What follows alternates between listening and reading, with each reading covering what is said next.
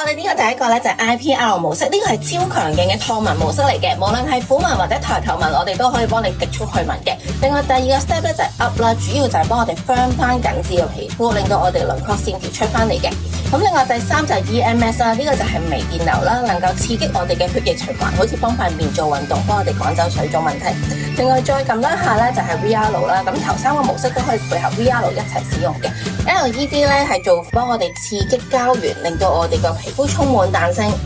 另外綠色光咧就係幫我哋舒緩、抗敏、收毛孔功效。另外藍色嘅就係幫我哋鎮靜肌膚。